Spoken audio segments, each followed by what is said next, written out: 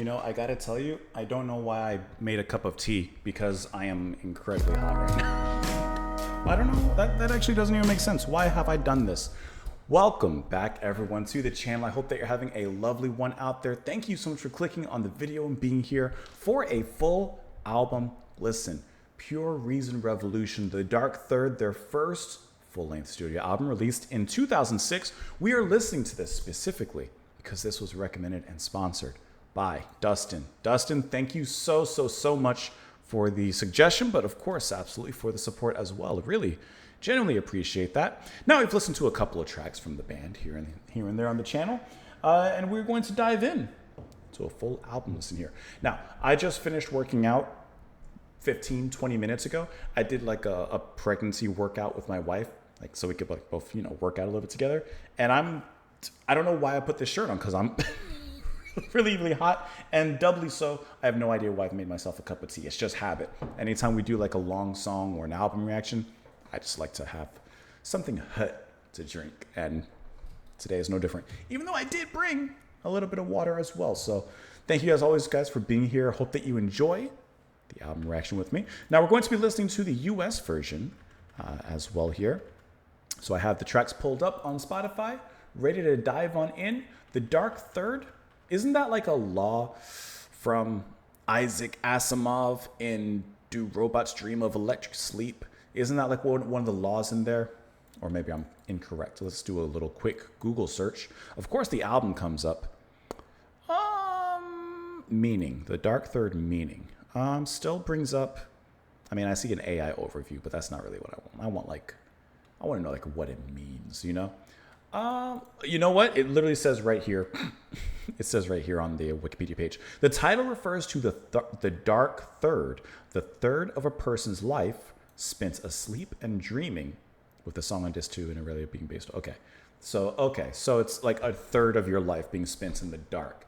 Okay, I get it. When I first read it, I was thinking, of course, of Asimov, and then I thought of like, is it talking about like I think this is a little bit of a nihilistic way of thinking, the final third of your life, which can still be filled with a lot of beauty, but they're conceptually looking at it as like the dark third. I don't know. Anyways, we figured it out. Like a cat spending most of its life in sleep. Thank you guys so much as always for being here. Of course, press the like button before you dive on in, so you can subscribe if you want, share the video, etc., etc. And now, without further ado, let's go ahead and get our hot drinks, our snacks, whatever you're snacking on, whatever you're sipping on. This cinnamon orange. Is this my orange black tea? I think this is my black orange. It's a tea. Anyways, this sip of that tea is for you. Let's go ahead and begin with the first track, which is Aeropause. Here we go. It's hot. It's too hot.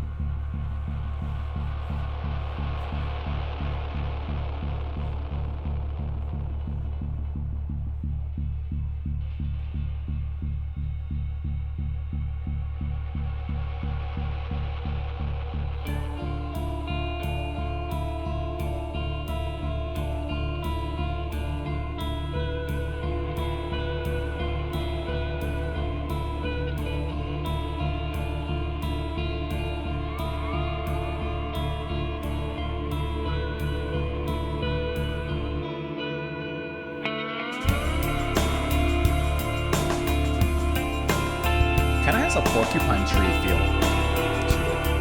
I love those blissful, very islandy.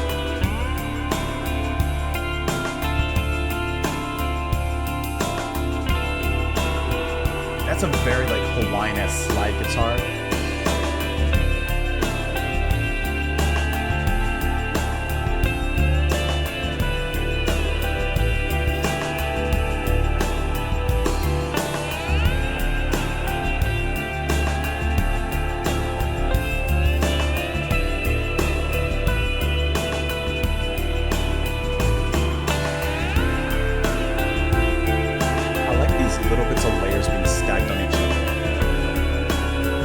very ethereal feel.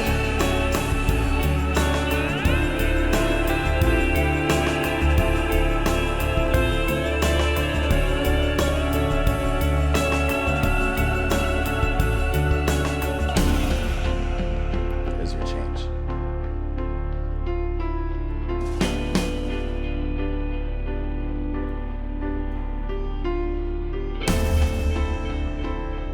I like how it just pops in.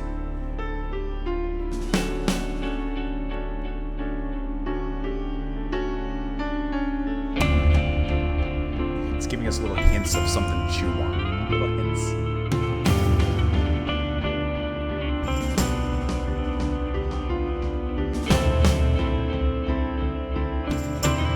Really great production as well.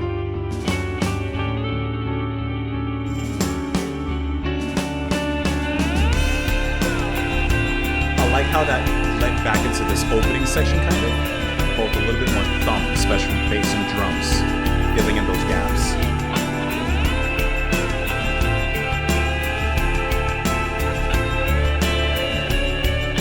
It still feels very mellow, very atmospheric. There's those little bits of drama interspersed.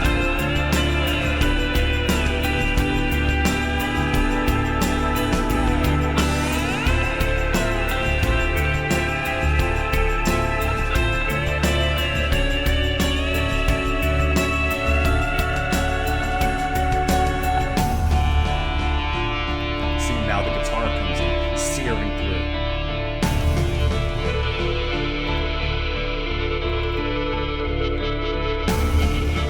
A good effect in there too.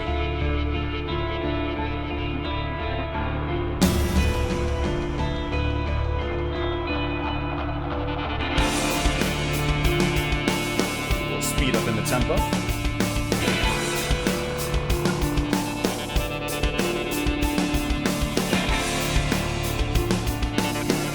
Now this track is instrumental, if you couldn't tell. I'm gonna let it lead into the next track, since this is like an instrumental opening and introduction.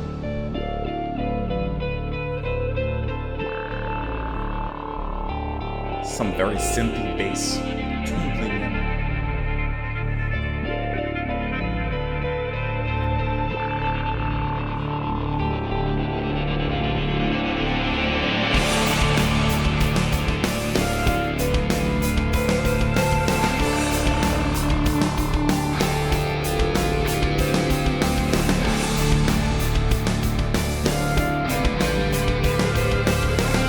I thought that was a perfect introduction, opening track. Really great melodies. I have to let it lead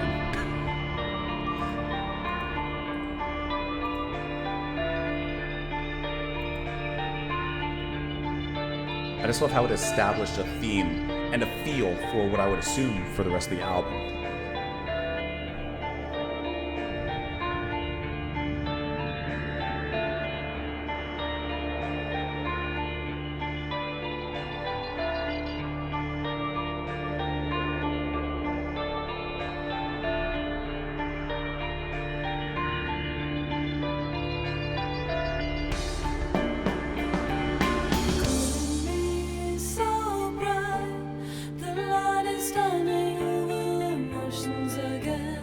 That rhythm in there.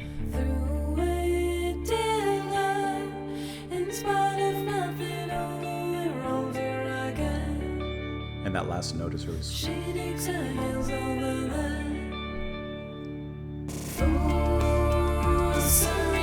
I like the electronic influence to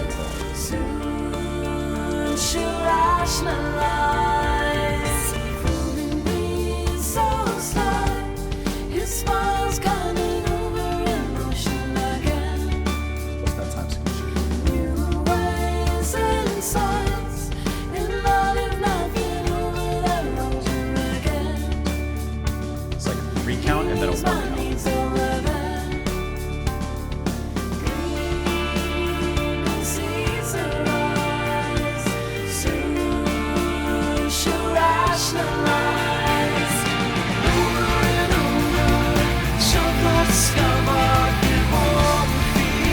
Like how his voice came in as the rush of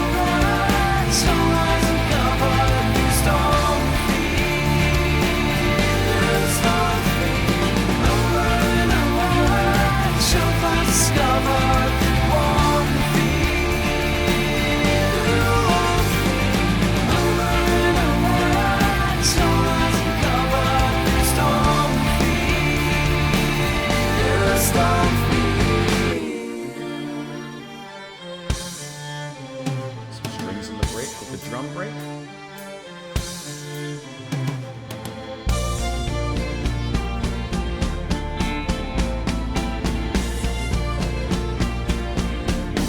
I like how that was done. See, the little electronic elements are so tastefully used as well. Not over-exaggerated up front in the music so much, so heavy.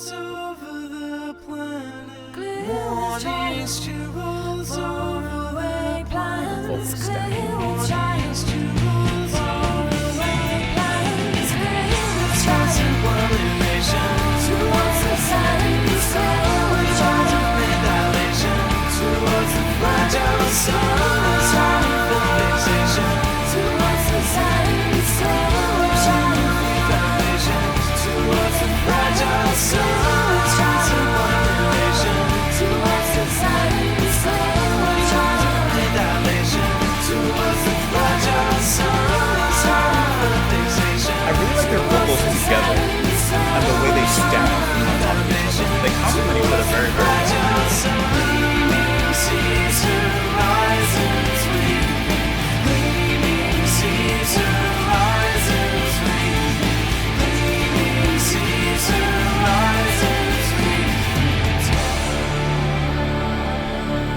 It's got a nice flavor to it.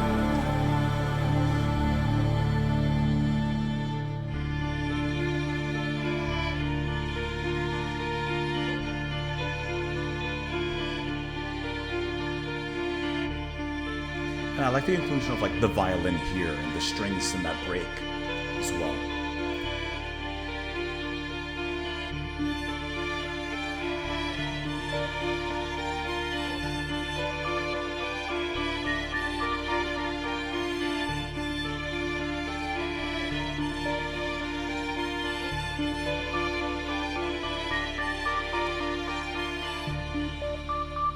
Okay, obviously it's going to keep going. This is just one continuous long, so far, long song, right? We'll catch the transition, but I got to stop it somewhere. So we've covered 2 other tracks from the band here on the channel. And I think that these 2 tracks together immediately kick those other 2 tracks to the curb. I'm just being honest. I love the introduction. I love the opening set and how it sets up this sort of experience for us to involve ourselves in, right, as a listener. It's a nice full-fledged introduction. A lot of times in an album, you have the intro track, a prelude, or something of that nature, and it could be something like, let's just say 30 seconds to a minute and 30 seconds long. Typically, it's like that short track, just as an appetizer, a little cookie crumb just to throw out for us before giving us the full chocolate chip. Here, they give us the full chocolate chip before we get further into the box of cookies that we're about to unravel. So I like that Aeropause acts as, yes, an intro for the album, but it's actually just a good song on its own, or a good track since there's no lyrics in that one. I love the guitar work and the layers of melody that are brought in. At one point, almost a Hawaiian tropical sounding slide-esque guitar is used on there. Now, guitars on this track, or on the album, I should say, are going to be performed by John Courtney, who's also handling one of the vocalists as well. And then you're also going to have Gregory Jong and Jamie Wilcox on guitars as well. So in that first track, you do have that really beautiful layering of strings and sounds and melodies, and it's incredibly blissful. Kind of going with the theme of the album, it's very dreamy, it's very ethereal. And I like how there's a certain like magic in there as well. And the way that the track builds up, opens up space for an instrument to re-enter first in a little bit of a solo spot, like for example the guitar at one moment, and then for that solo spot to include itself in the rest of the song as it moves back into its motif. That was just very, very well done. Now, during that track, I had mentioned that it sounded a little bit like Porcupine Tree to me. I can't help but see that here on Wikipedia, it says that it was produced by Paul Northfield, who has produced for Rush, Porcupine Tree, Gentle Giant, Hole. So in some capacity, it makes a little bit of sense there as well as to the actual sound. And of course, as that opening track carries on into the next track, it definitely keeps that same spirit. I like that it keeps that. It doesn't just shift gears immediately, shift tone immediately, and completely go off into a different direction. It expands upon it. It progresses it. And now the singing comes in. I enjoy the vocals of the two vocalists, like I said, John Courtney and then Chloe Alper, obviously the man and the woman, the male and the female. You hear both their voices. And I think that they work very well in cadence with each other. They complement each other very well. They kind of have a similar tone to an extent, but just the sound of their voice, the pure sound of their voices sound obviously different. So it kind of works in this kind of nice harmonization. Even during one of the moments in the in Goshen's Remains, where they kind of, I would say, like vocally stack upon each other and kind of sing. There's a word, not necessarily singing in the round, but maybe that is kind of what I'm thinking of. They kind of do like a yes thing. That's how I would say. They do the yes thing, and they kind of sing on top of each other, which I think they sounded really, really great. I love the inclusion of those electronic elements. And this is their first album. We've listened to a couple tracks from their future albums. I love how the electronic elements in here feel a lot more subtle. Now, we've only listened to 2 tracks out of 9, but here they already feel a lot more subtle. You hear some of the glitchy moments where not the track, but one of the melodies kind of kick before leading fully in. Of course, you hear those sampled drums in there as well. And then you have some strings that appear in here during the break, and you're going to have James Dobson on violin.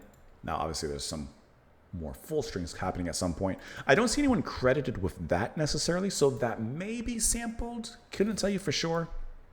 But James Dobson is playing violin, or it could just be him overdubbing himself as well.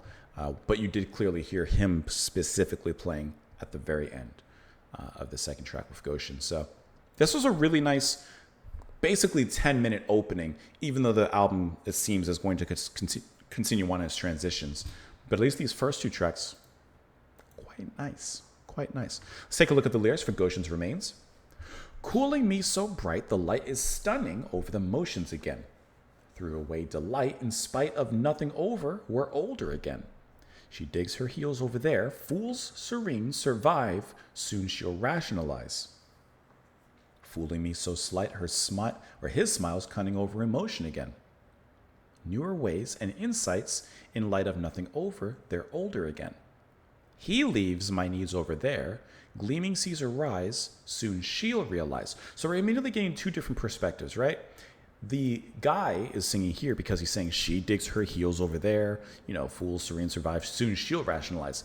So that's him thinking about her. But then it reverses. She's thinking about him saying, fooling me so slight, his smile's cunning over emotion again. So you can view them as like two separate areas of the relationship perhaps, and they're sharing their thoughts internally, of course, with the other person. Then the chorus, when they both sing, over and over the show flies discover through warm fields, over and over the snow lies, so there's a difference here, uncovered through the storm fields. Please lead us through the remains. So I view this as them asking for help in some capacity in the relationship. Who are they asking? Not quite sure. Maybe nothing or no one specific. But please lead us through these remains. Moving me so bright, his smile stunning over the notions again. Fewer days in frights, the lady's gunning overline Goshen's remains. He preaches fear over there. Gleaming sees her rise, soon she'll rationalize. What the heck is a Goshen? Allow me to find out. Goshen can refer to a few different things. Biblical Goshen, a region in ancient Egypt where the Israelites settled under Joseph. It's a place of comfort and plenty.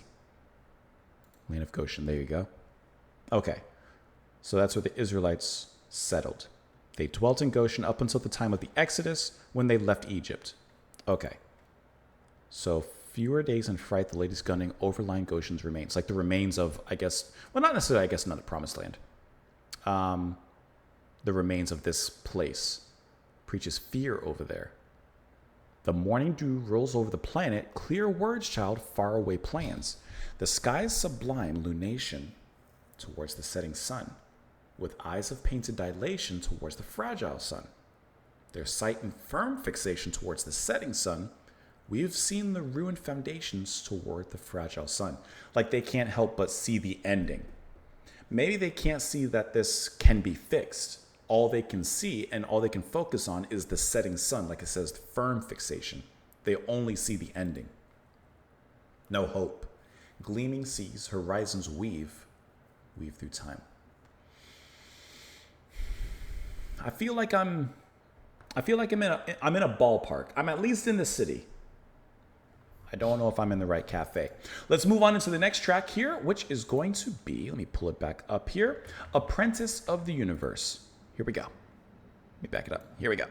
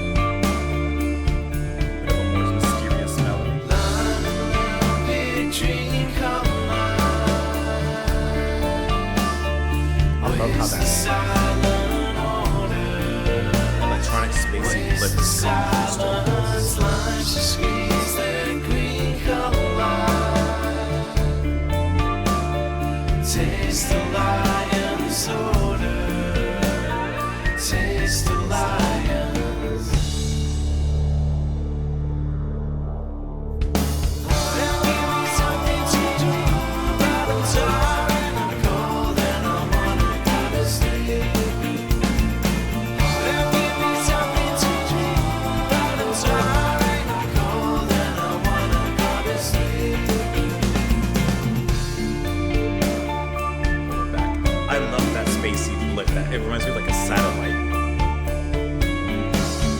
Time she leaves the tunic blindly finding order. That's a great line. Blindly finding time she plays and found color bar. There's the silent waters, seas and ground.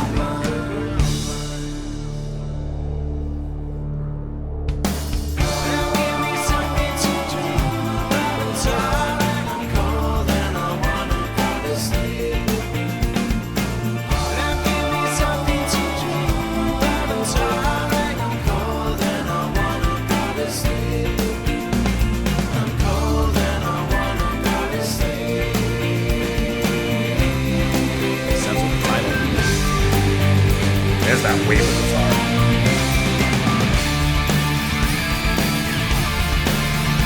What is that? Is that a continuum that Jordan Rudess uses all the time? Sounds like it.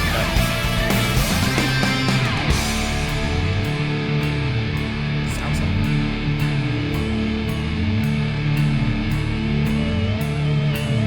More guitar.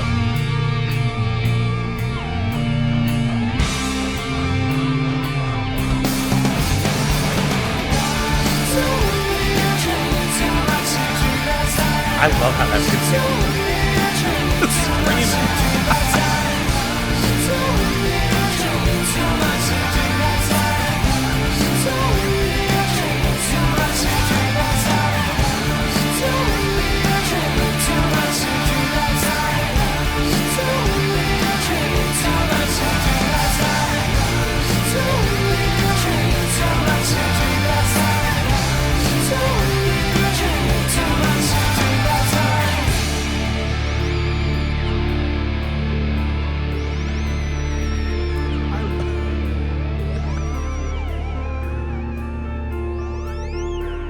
It's like a little theremin just like squeaking.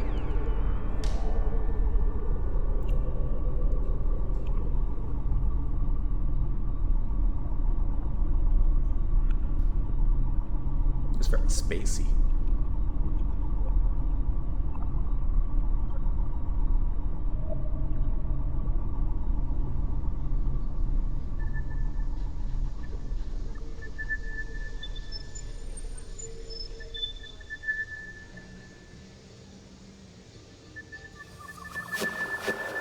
Just trying to hear a little bit of the trend, just a little bit, just a tiny little bit, just to see where it's going.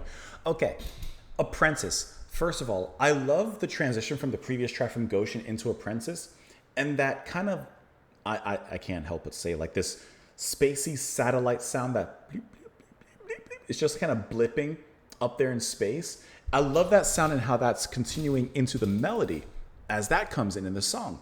And then how that keeps in there as the verse goes on. I love that. I think it's just a small thing, because it is a relatively small thing, but it just makes so much work within the music and adds this little nuance, this little detail that sounds so good.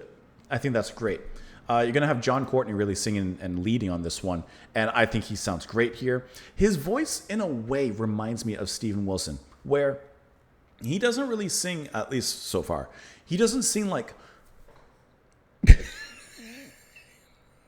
You know what I mean? He's not singing like out, hugely powerful, incredibly moving in that regard.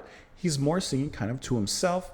And even though, yes, not like incredibly introspective, he is singing out. He's not like over dramatizing or melodramatic or anything like that. He's getting the words out. He's getting the message out, whatever it may be. We'll, of course, dive into all of that.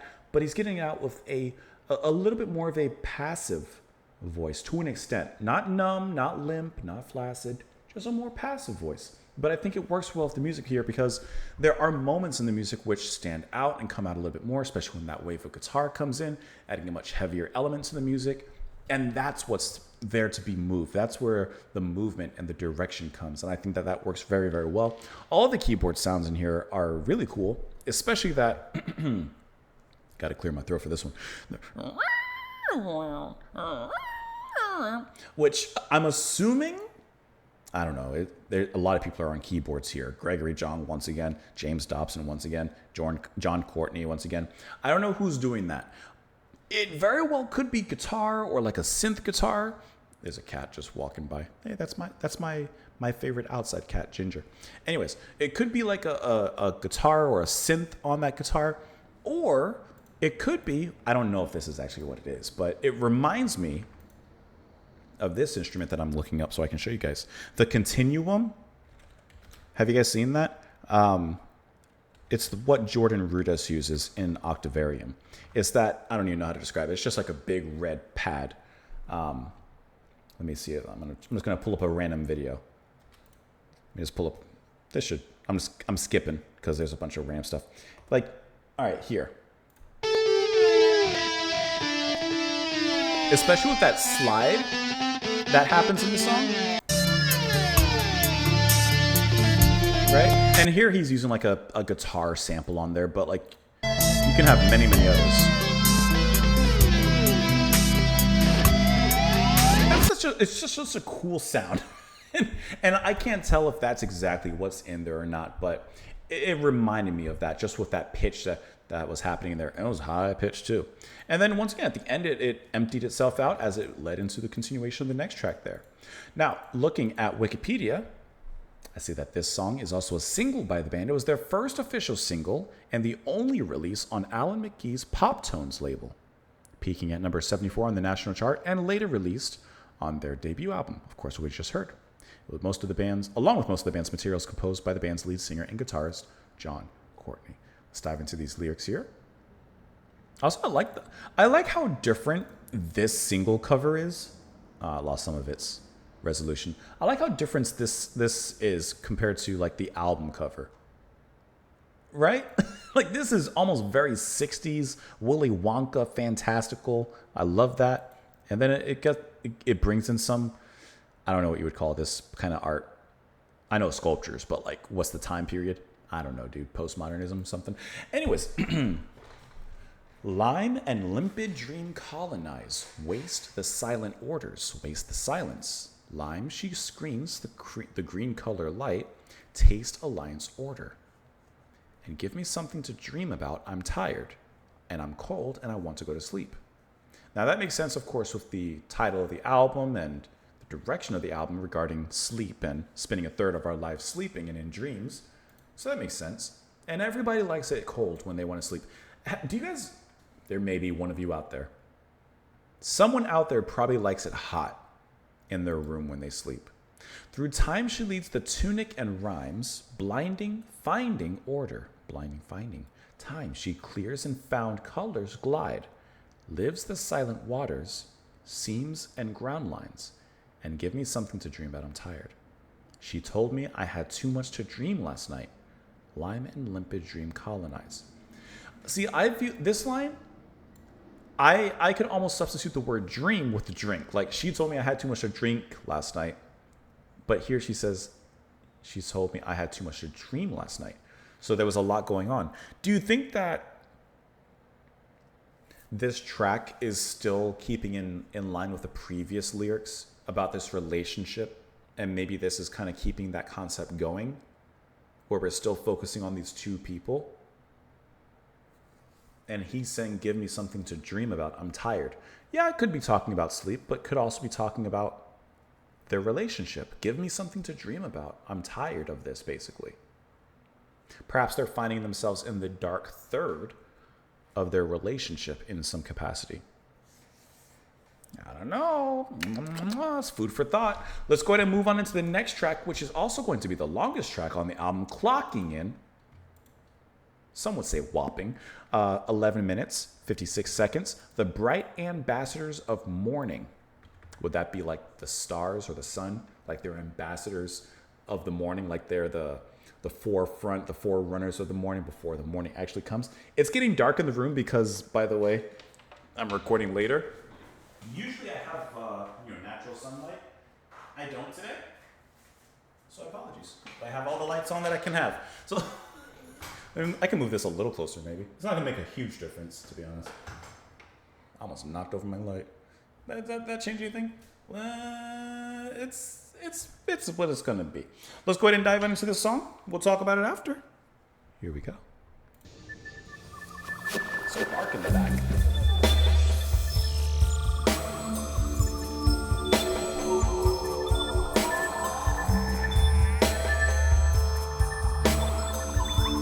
I love their ambience.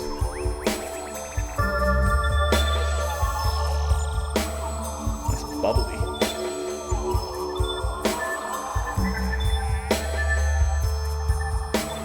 It's almost trip-hop-ish. Almost.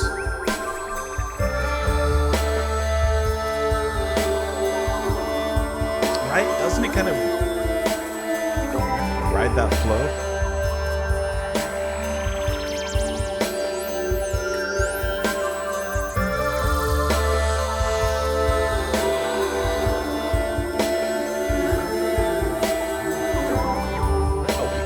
Ride this wave for a while. We could sit here for a while. No problem with me.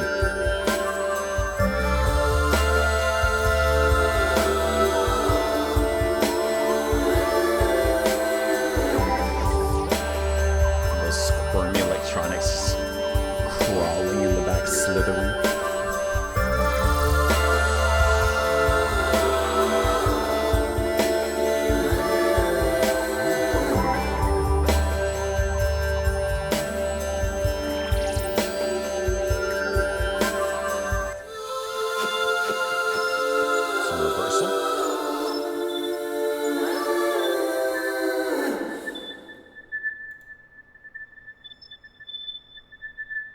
That could have been like the ambassador.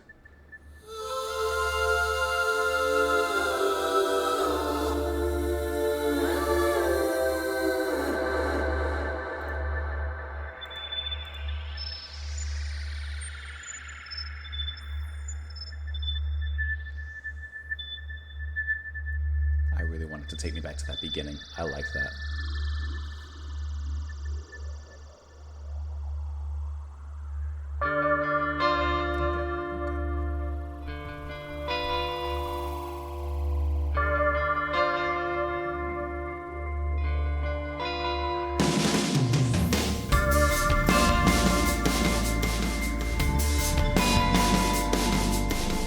I like how that snare starts out front and then just goes into the distance, just fades away. All the music does, actually.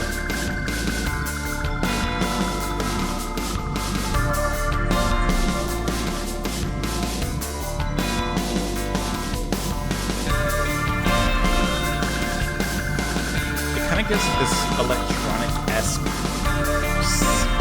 trip-hop-esque psychedelic feel. The way the production is.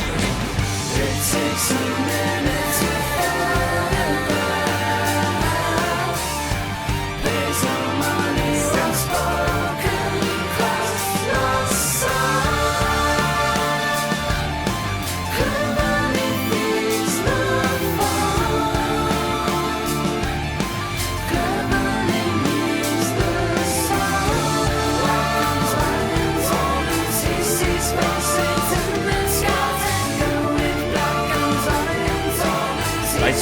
faces and disguises, dreaming to infinite high. Days of sunny swallow. I love that synth line just completely through.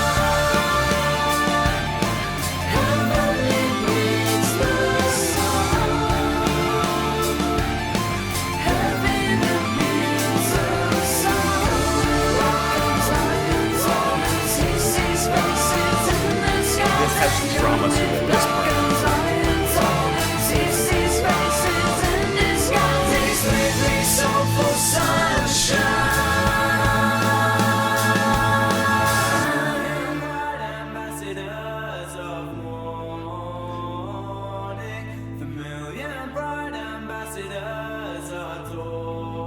Has to be like stars, basically.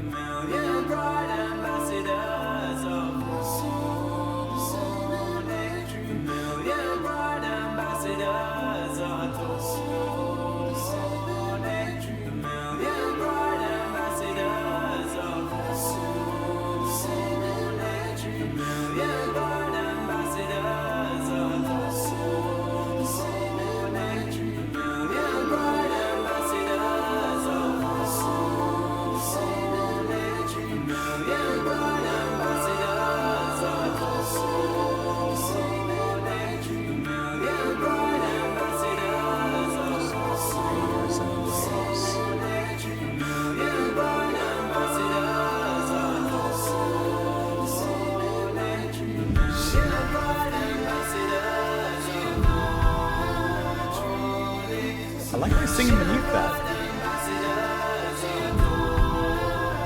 Great vocal melody right there behind his bass and snare drum coming in for a march.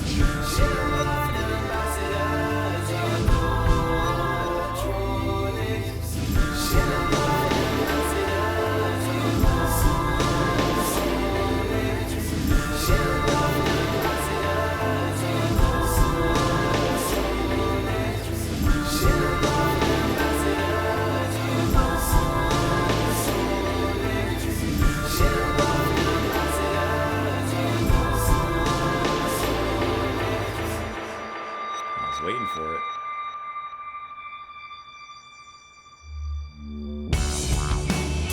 That's squirmy.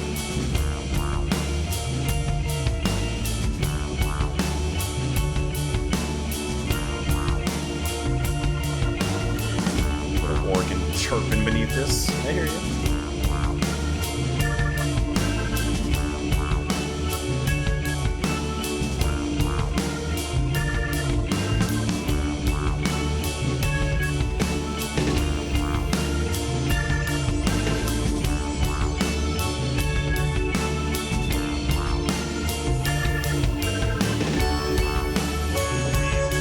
Like the rolls on the snare drum.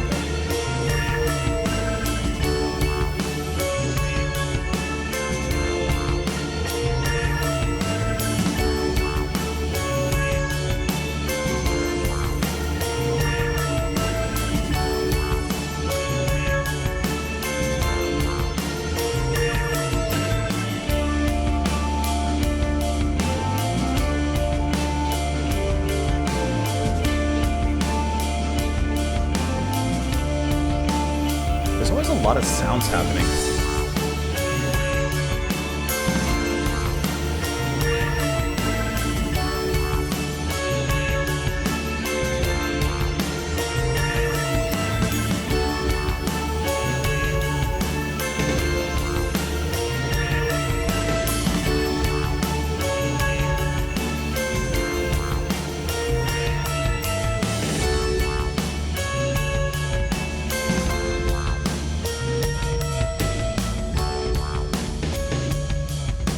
Like those little electronic elements with like the way the drums playing, that sounds like very DJ Shadow.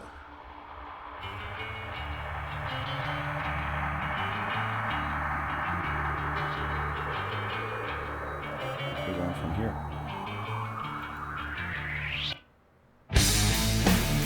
Back to that.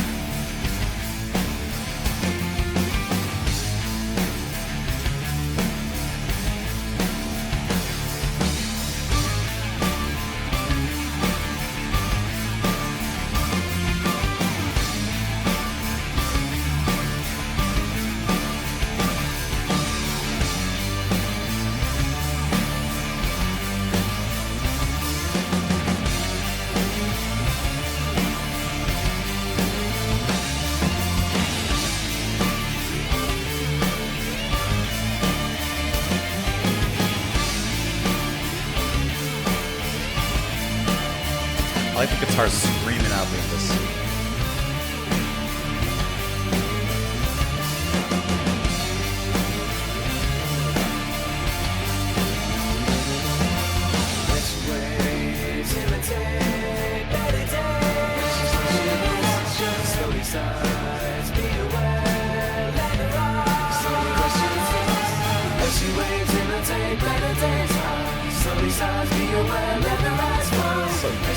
Fun delivery.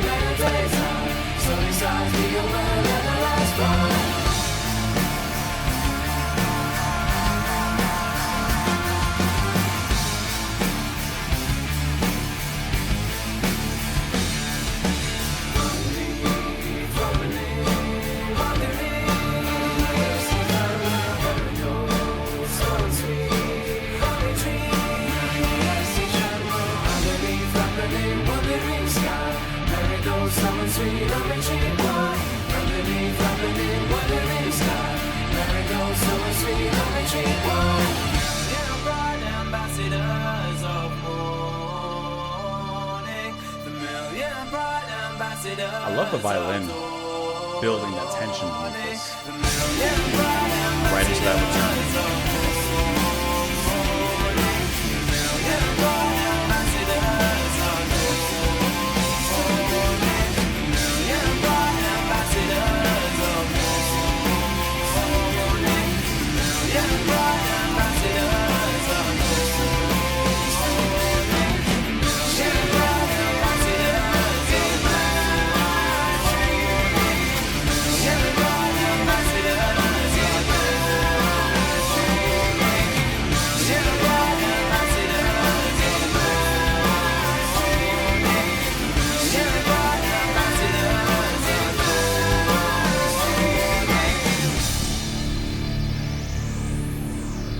I love the keyboard work and all the details that happen beneath with the keyboards, the synths, and everything like that.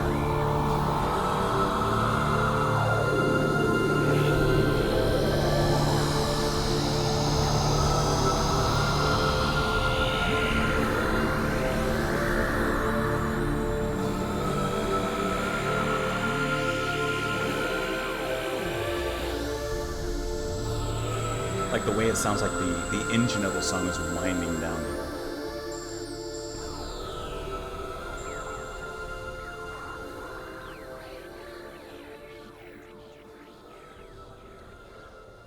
Let's talk Bright Ambassadors of the Morning, the longest track on the album. You could argue kind of the centerpiece in a sense of the album, just because it is kind of like that big, of course, epic song here. And can I tell you my favorite part of the track? This whole beginning.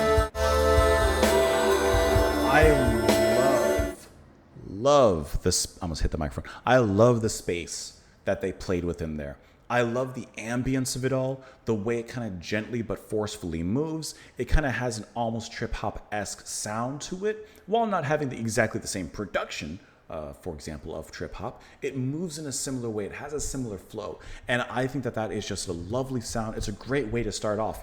And I love the way the guitar and the keyboards played, and the way, once again, the electronic elements are brought in and kind of gently and subtly layered. It just works incredibly well. The voices work really well here. I think this whole thing is brilliant. Now, if you want me to be honest, so far out of this album, this is my least favorite track. After this stellar opening, I feel like it's a little bit of a hodgepodge of ideas that don't really build up to anything satisfying. The music does build up. There's no doubt about that. There is a progression with the whole "The Bright Ambassadors of Morning." Yeah, I get that part's that's like the part that we start off, I don't know, maybe say 4 minutes in, you hear that break. The instrument is built up around that cadence, and it kind of goes in some different directions, and then they return to that for that final climax and for that big satisfying conclusion. This time towed in with that big old heavy guitar riff, right? Okay, I see what they're doing. It just didn't sound satisfying. That's why I said it didn't have a satisfying conclusion to it. And I actually thought that it was a little bit, like I said, hodgepodge, put together, and a little weak. And although I was praising the singing and the way that it worked in the music before, I don't like it here at all. The track had this really great drama and theatricality going to for it rather, especially in the the lyrics when it's getting to this section here. When the lyrics are much more fiery and delivered with such reckless abandon, they're just kind of constantly spat out, and that delivery is aggressive, right? And then, of course, that eventually builds right back up into that final conclusion with that, the title of the song being brought back into the fold for that climax. And here, I don't feel like his voice gave me that satisfaction. I'm not going to say it sounded bad, but it sounded flat, especially for the epic music that was happening beneath it. It just didn't give me, I needed some extra oomph. I needed this, let me bring you full screen. This is what I needed that singing like. Not like, that's what I was really looking for. And listen, once again, I don't know the band that much. We've heard a few songs. After this, we'll hear an album from them. But like, his voice works so well in sections like this, or some of those earlier verses, But when it gets into those powerful moments, I feel like it's lacking, and it's not reaching the same heights as the music is reaching. So that's my hold on it, kind of holding me back.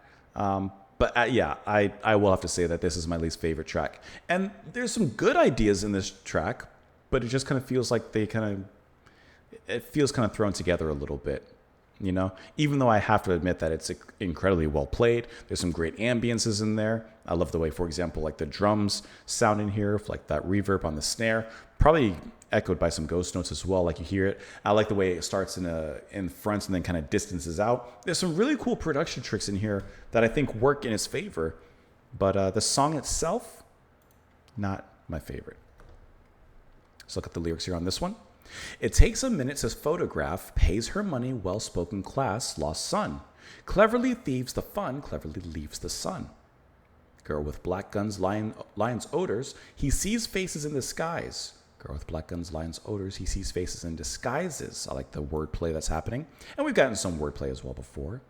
He lays in an infinite holograph. Days are sunny, swell open grass, lost sun. Heavenly bleeds the sun, heavy the beads of the sun. I like that. So first it's bleeding, and then it's like beating, like the beads of sweat on you. And like how he says he's in an infinite holograph, like he's in this fake world, this fake dream that's very sunny and, beautiful. He sees faces in disguises. Please leave me soulful sunshine. The million bright ambassadors of morning. The million bright ambassadors are dawning. May morn lasso the same in my dream. Like morn is personified. May morn or morning lasso the same in my dream. She left the air in my dreams. Like that's the only thing she's left in your dreams. Everything else is gone. As she waves, imitate better days. As she's watching the watcher, slowly sighs. Be aware, leather eyes, slowly questions the piper. Like the Pied Piper, hypnosis, dreaming once again. That's how I'm reading this. As she waves, be aware, leather eyes fly. Better days high, slowly sighs, be aware. Underneath, ripening, wandering, under nervously thunder, marigold, slow and sweet, on retreat. Marry me, I see trembles underneath. Ripening, wandering sky, marigold, slow and retreat. Could these bright ambassadors, the stars of the morning, could they be foreshadowing, of course, a dawn, which is a symbol of new, refreshments, renewing and renewal, a symbol of new chances. So could these bright ambassadors of morning be hinting that maybe the relationship has some hope? Maybe. I don't know. Because I got to say, sometimes when I'm reading the lyrics, it's a little cryptic. It says here that this is a single, of course, from the band as well. And it says the title refers to the lyrics from Echoes. I have to listen to Echoes again. I do not remember this being a line in there. I mean, obviously it is. I do not remember. It's the highest charting single effort from the band to date, reaching number 68 in the UK's official singles chart. There you go. Not my favorite from them. Let's go ahead and move on to the next track, which is the exact... Hold on. Almost got me. Wrong. We're listening to the US release. Nimos and Tambos. Before we move... I gotta Google this. What the heck is a Nimo? Nimos is an uninhabited Greek island in the municipality of Simi. Hold on, let's take a look at this. Okay. So this is Nemos or Nimos. Okay. All right. Now give me Tambos. Is that another island? Inca structure. A tambo was an Inca structure built for administrative and military purposes. Found along extensive roads, tambos typically contained supplies, served as lodging for itinerant state personnel, and were depositories of Quipu-based accounting records. Okay, so it's like an office. It's kind of interesting. Man, sometimes you learn. The heck is that, man? That's what Walt put that one guy in. That's what Walt and Jesse put that one guy in. All right, let's go ahead and pull up the song. We'll talk about it after.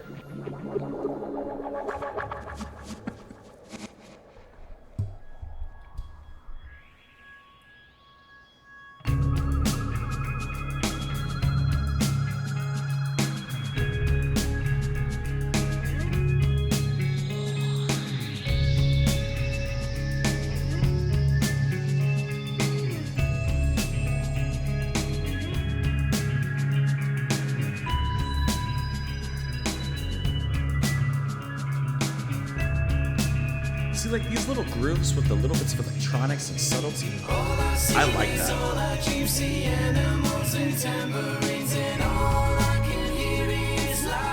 The voice works so wonderfully here.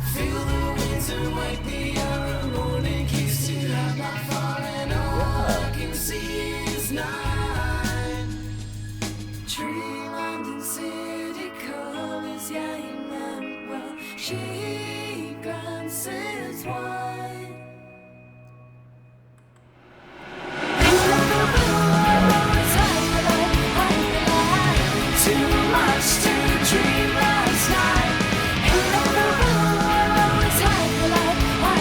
I like that. See?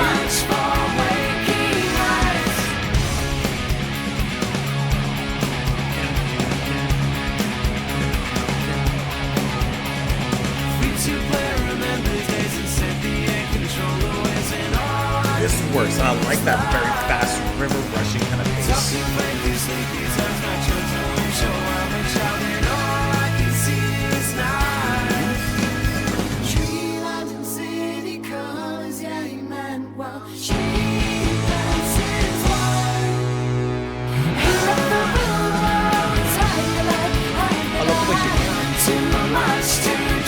The way she hops around in that. With those hits, dancing between them.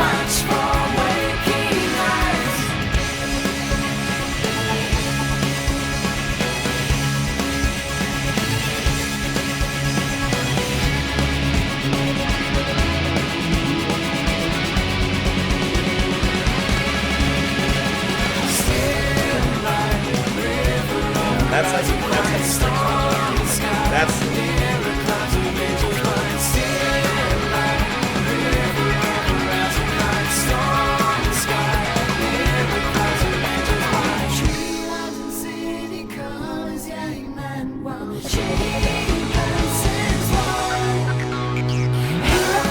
should have been a single.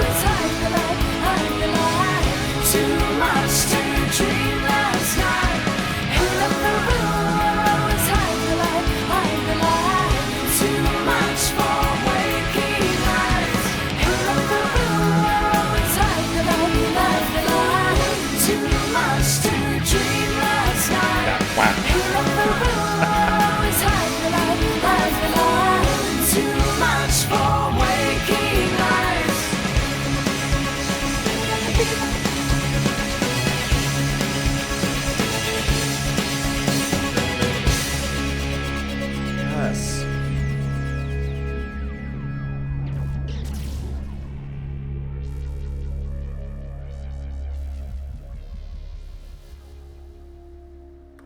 That's the old pepper boy. That's the old pitchin'. That's putting it over the old plate, boy. That's what I need. That's what I need after the previous track. Nimos and Tambos. This is definitely the heaviest track, the most guitar, rock-driven track. This is the rockin' progressive rock. This is like a much needed kick in the pants, especially after the last track.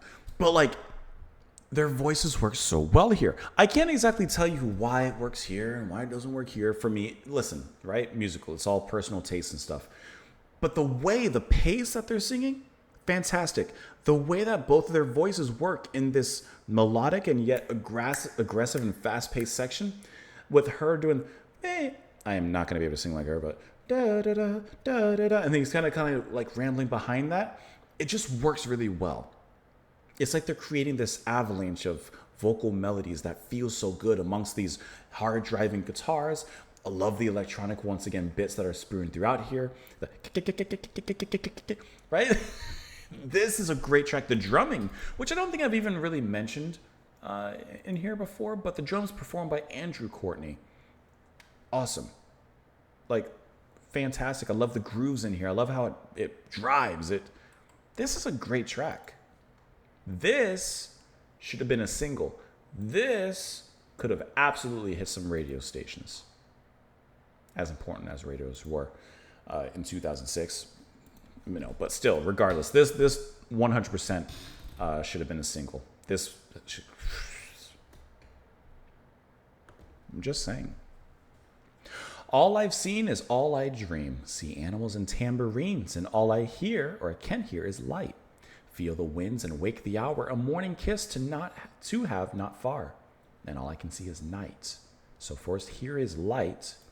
Then all I can see is night, so there is a lack of light. Tree lined in city colors. Yeah, he meant well. She glances wide. See, we're still getting these little bits of their relationship, right? He left the room where I was. Hide the light, hide the light. Too much to dream last night. A callback to the previous track. He left the room where I was. To hide the light. Too much for waking eyes. Free to play, what is this, RuneScape or Fortnite? Remember days, and set the air, control the waves, and all I can hear is light. Talk of rain through sleepy times, my chosen whims show I'm a child, and all I can see is night. Like, admitting that, not literally, perhaps not even like mature-wise, but in some capacity, they're admitting that they're a child. They're naive. They don't have experience. And so, because of that, all they can see is nights. They can't see beyond that. Of course, those ambassadors of dawn, the light that may be just around the corner. She glances wide. He left the room where I was. Hide the light. Okay. Still light river over hours of nights. Storm sky, nearer clouds of angels blind. Tree line in colors. Yeah, he meant well. She glances wide. So he meant well. But obviously, whenever someone says that, that means that you meant well, but you still hurt me, or whatever it may be. The aftermath is he left the room where I was. Hide the light. Too much to dream the light. Too much for waking eyes. There's always these allusions to sleeping and dreams, but it's too much for waking eyes, so you're hiding in the dark. Perhaps you need to come out to the light. Maybe that's what we're discussing. Really quick, I just need to adjust my fan. Give me a moment. I'm just adjusting my fan.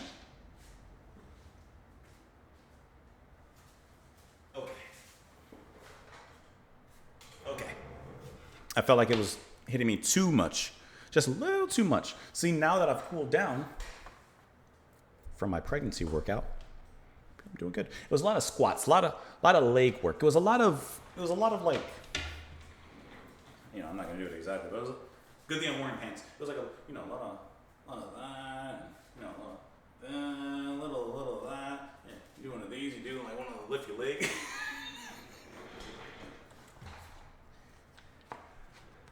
Now is your time to get up and stretch a little bit. Okay, let's move on into...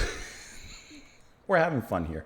Let's move on into the next track, which is Voices in Winter / In the Realms of the Divine. Let me pull it back here really quick. Here we go.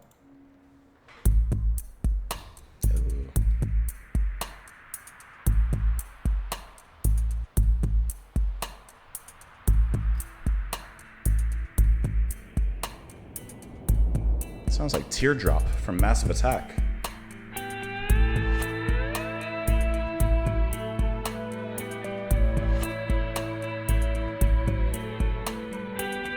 Is that Mellotron?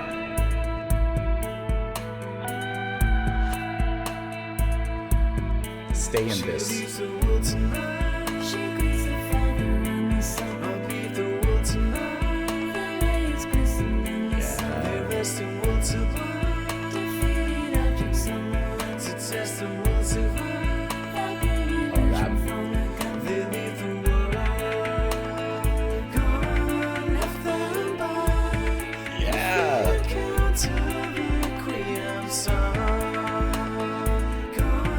better stay in this mood for the duration of the track.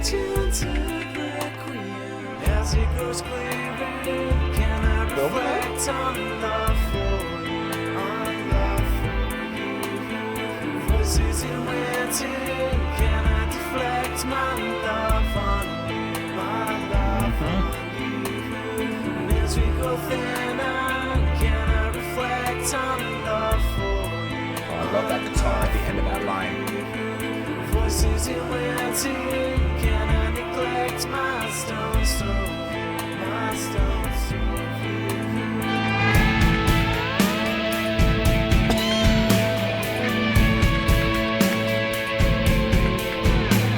So you change the sound and the production, but the heart beats the same. Will they make it right behind the fixing? So will they make it right? What did they have always? Where did the vision lie? There is a license what you done. So did you give the time? Your shadows kissing in the sun. They leave the world gone. Feel that groove? If you can to the requiem song, gone nothing but attention to the requiem. As it grows clearer, can I reflect It's on just love progressed. for you? Never lose it. Voices in waiting, can I deflect my love on you, my love on you? And as we go thinner, can I reflect on love for you, on love for you? Voices in waiting, can I neglect my stones throw, my stones throw? Keep that going. Keep it going. Birds course through silent solitude. Keep going. Silent solitude. I'm waiting for this build.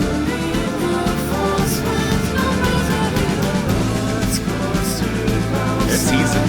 They're teasing.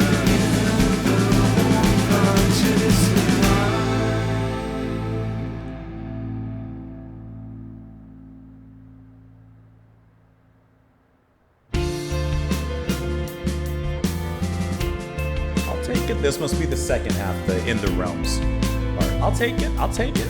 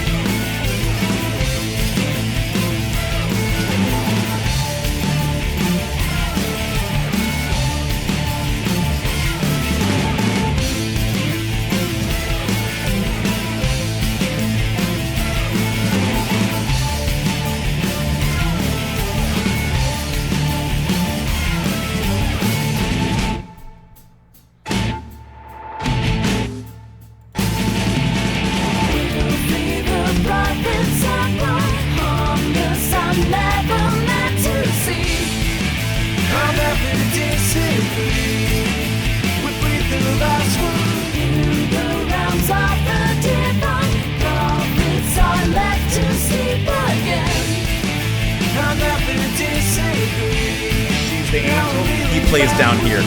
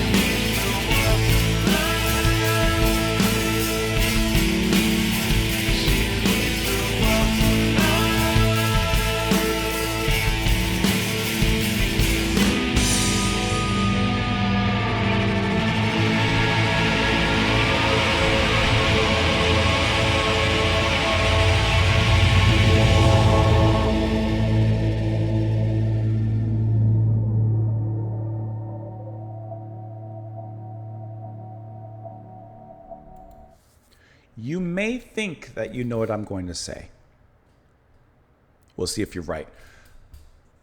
The first half of this track, the Voices in Winter part, perfect. I haven't said it during. Do not change. Stay your pretty little self right there. I had been mentioning some trip hop, but man, they brought it right in there. That is 10 out of 10. I love that sound. I love their voices. Beautiful here. Gorgeous. The movement of it all. That is just bad. Like in a good way. Oh yeah. And from the very beginning. Oh, when I heard that. Shut up. And I said, don't change. Stay right in this lane. And I got like 3 minutes or so of it. And listen, even when they did change, I'm not going to the second part of the song yet. Even when it did change away from that electronic trip hop beat, and it moved into the acoustic drums and everything, it never lost the heart, right? Let me see if I can find that. Here.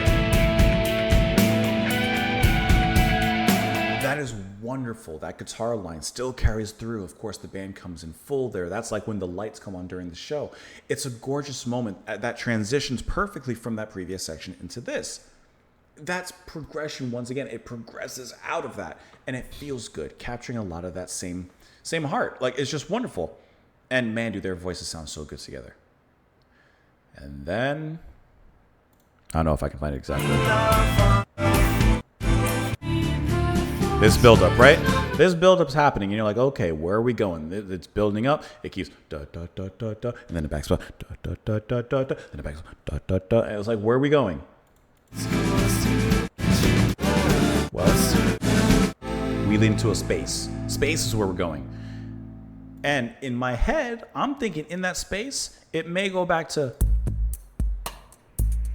oh yeah, right? No, they don't do that. Let me get into this.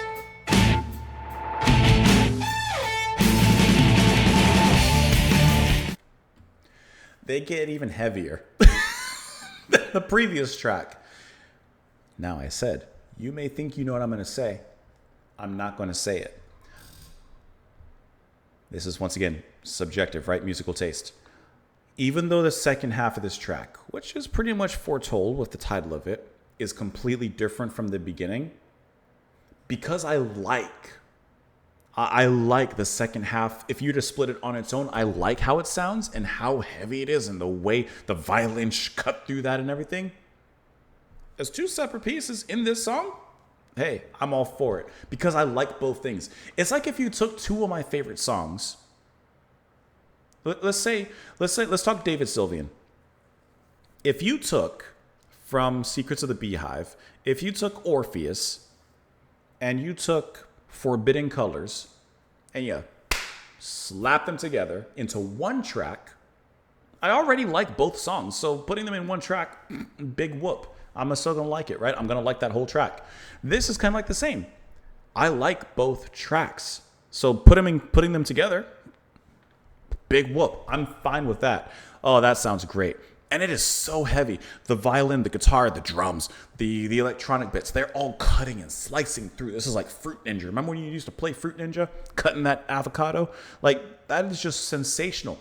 And as heavy as it is, the way that they sing in that moment is so great. With, I'm sorry, I'm forgetting her name again, Chloe. With Chloe, I like that cadence and that delivery where she kind of rises, and then when it comes back down to John, he kind of stays right here for a moment.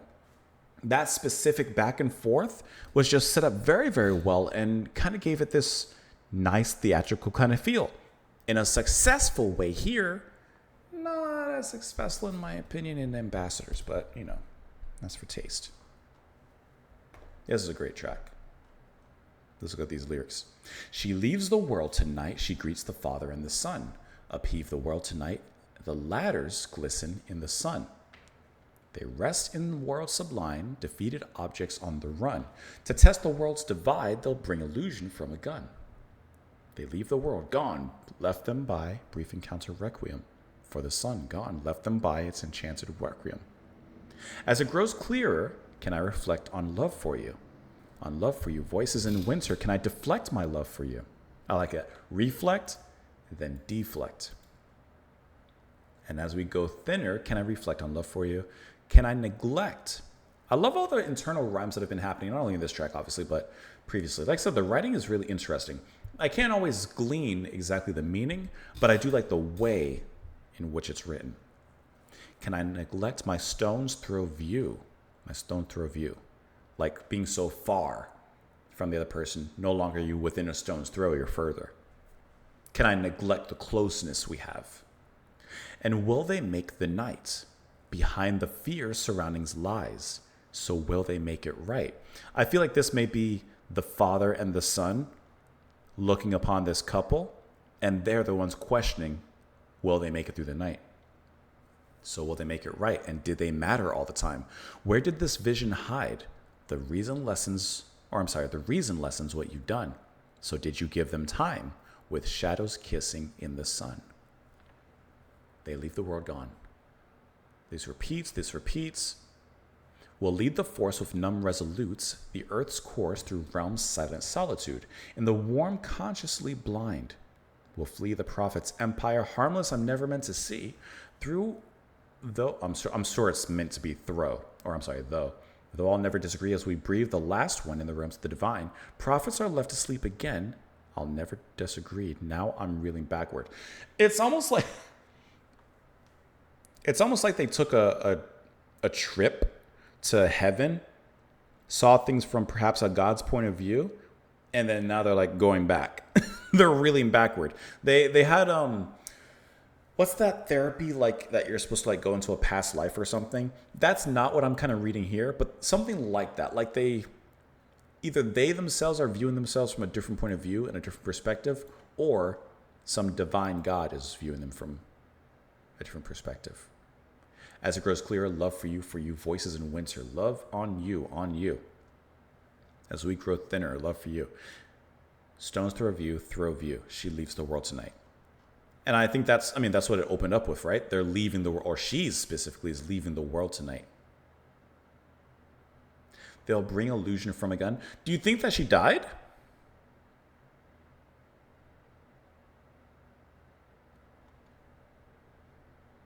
And hence why she's in heaven? She's no longer in a stone's throw view because she's way gone. Maybe. I don't know. You know what I feel? I feel like if we look at the album cover, maybe we'll also get some ideas. Like what is the sculpture here? That's the question. Where's my, I don't know. Hold on. Where's my thing here? I don't have my vocal thing. Oh, here it is. What is the sculpture on Pure Reason Revolution's Dark Third?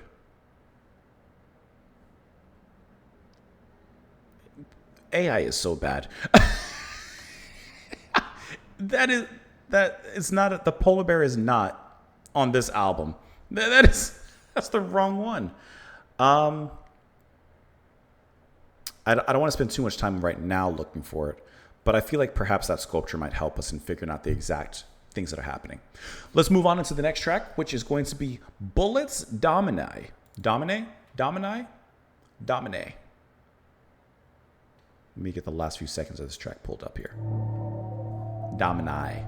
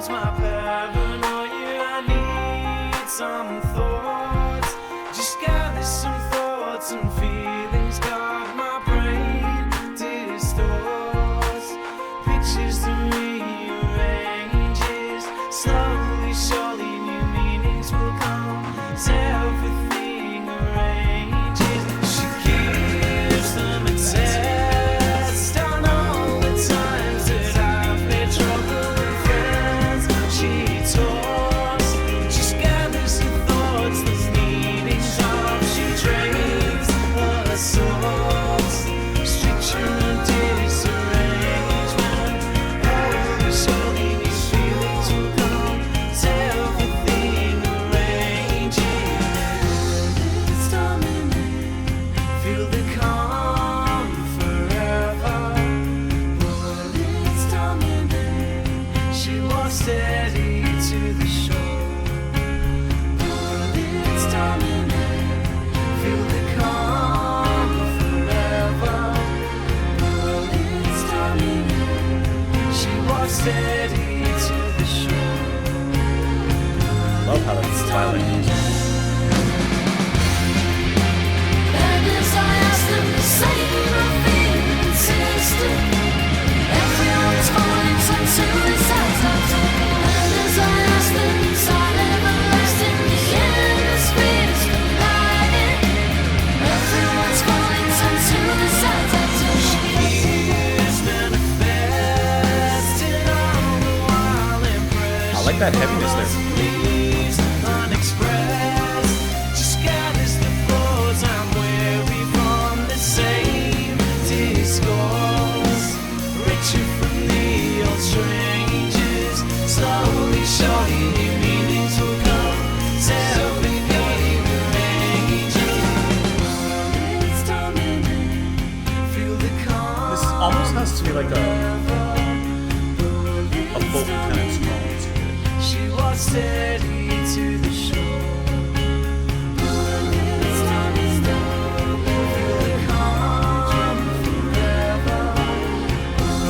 It's dominant. She walks steady to the shore. It's dominant. And as I ask them It's like the waves crashing on the shore. everyone's falling to the sides of the and as I ask them inside everlasting, the hemispheres colliding. Everyone's falling to the sides of the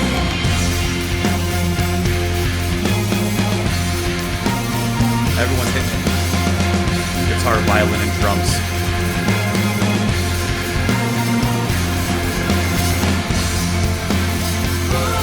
It's dominant.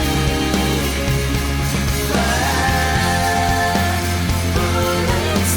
dominant. It's dominant.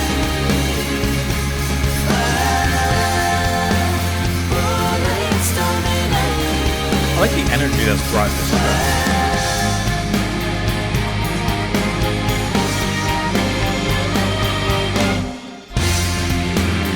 Great And as I holds. ask them the same, I'm being insistent. Everyone's falling to the sides of the and as I ask them inside everlasting, the hemispheres colliding. Everyone's falling to the sides of the That symphonic rock really comes through nicely in this one.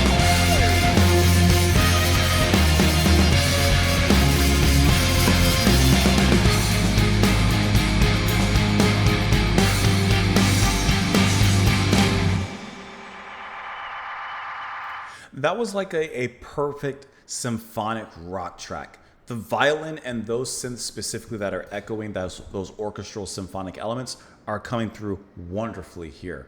And really nicely mixed with the actual rock element. Yes, we're getting those heavier sections, not as heavy as like in the Realms of Divine, but like something in that same lane. And I think that the way that the violin and those synths work within that, excellent. The singing, especially Chloe's singing, I love it, and I love how her sound comes through here and the way that she delivers, because her voice works very well with that kind of symphonic cadence. And then his voice, John, acts to me as like this grounding for the rest of it. So it's just a really nice balance between, to me, like those symphonic elements and those rock elements coming together really, really nicely in here. And once again, there's just so many layers and subtle details and melodies that are constantly happening in here.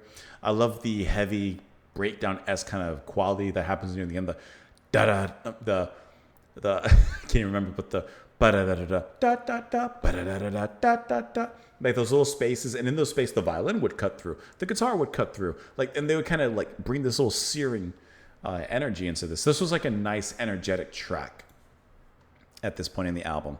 Actually, the energy has been kicking up into high gear, I would say, kind of throughout this final, this dark, not third, this dark second of the album. Give me a rest. This all confirms my paranoia. I need some thoughts. Just gather some thoughts and feelings. God, my brain distorts pictures, then rearranges. Slowly, surely, new meanings will come as everything arranges. Of course, the picture, as you move things around, the puzzle pieces connect in different ways, and suddenly, you got a brand new picture. She gives them a test on all the times that I've made trouble. Her friends, she talks, just gathers her thoughts. The meeting's off. She drains a sort, stricter, and disarrangement. Slowly, surely, new feelings will come as everything arranges. I'm sure that is structure. Bullets dominate. Feel the calm forever. Bullets dominate. She walks steady to the shore. Bullets dominate. Feel the calm forever. Let's look up what bullets dominate first of all is. Of course, it just brings us right back to the track. Dominate. That must be Latin. Dominate is the plural form of the word domina, which translates to mistress or lady. Okay, so lady bullets. Is this referencing a certain Steve McQueen film? He's a British filmmaker. I would doubt that that's what it's referencing. Bullets dominate. Like, is it supposed to be just bullets, like a gun bullet? Since a gun was mentioned previously in the previous track. She walks steady to the shore. Could this be once again representing, as mentioned later, the ending of life? And as I ask them the same, I feel insistent. Everyone's falling. Sun suicide's optimal. And as I ask them inside everlasting, the ionospheres collided. Everyone's falling. Sun suicide's optimal. She gives manifest, and all the while impressed, she follows and leaves unexpressed. Just gathers the flaws, but I'm wary from the same discourse. Richer from the old strangers, slowly, surely new meanings will come as everything arranges. So he's expecting a change. Well, there's a change happening, and he's expecting that as a change occurs, the meanings will change as well. But what if they don't? And then it repeats until the end. It says flare, flare. Almost like you would shoot up a flare to warn something. Or danger is imminent.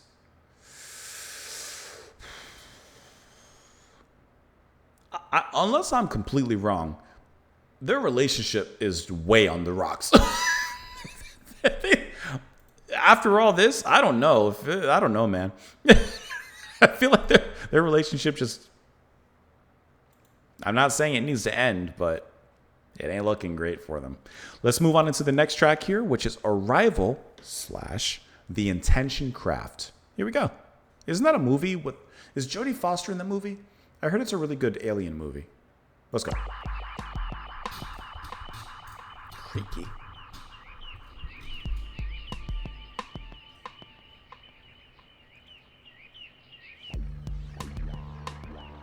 It's like 100th Window from Massive Attack.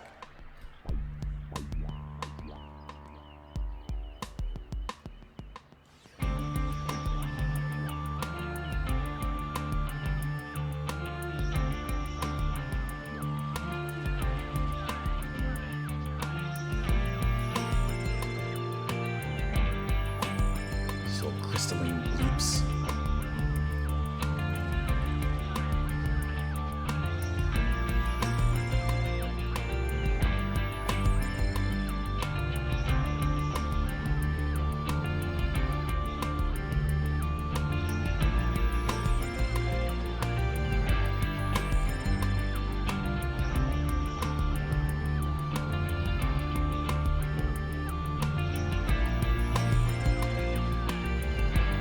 Like, these moments are so good. It's just serene, a good melody, building up into it. Next to rock expansion.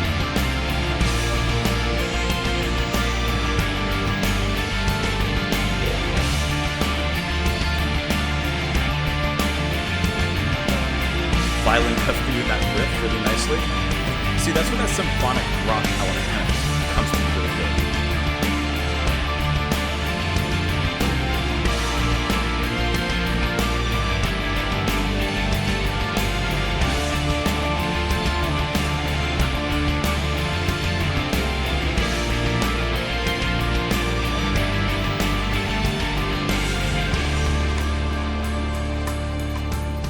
Soften it right back up like butter.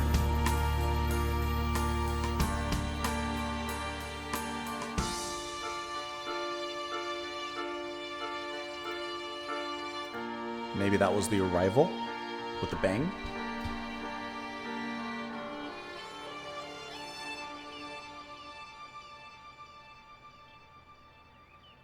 I think so.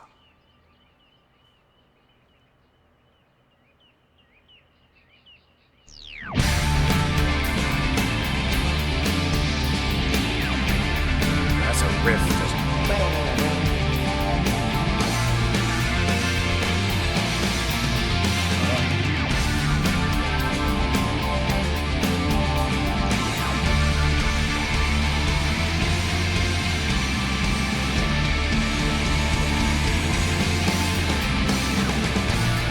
okay, that was a big go around.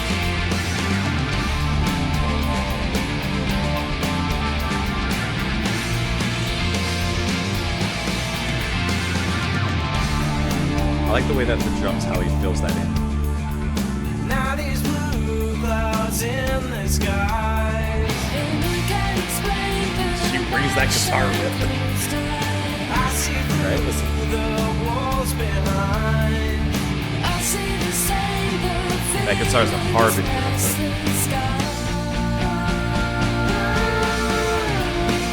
Million brighter and to be alone.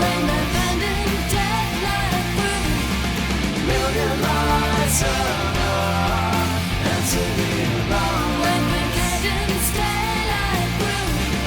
I see blue, the ocean That rise. sucked the energy out of that. Lights shine through the sharper night.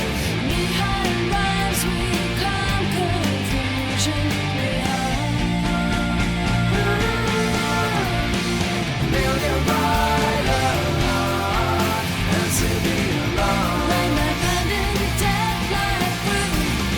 Million lights and to be alone. I caught you now. Can't fool me.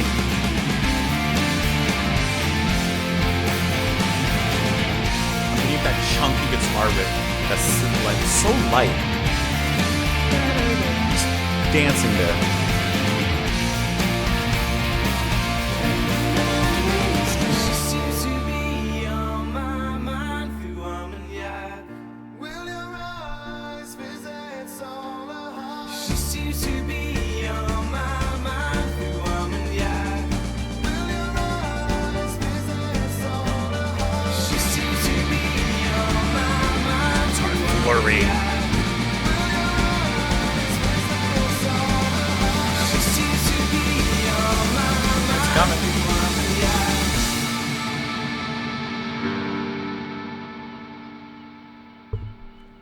Million brighter and to be alone. Million lights and to be alone. Million brighter and to be alone. Million lights and to be alone.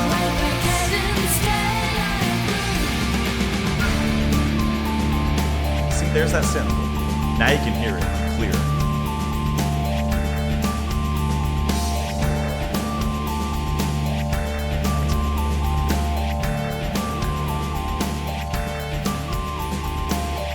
Little growl.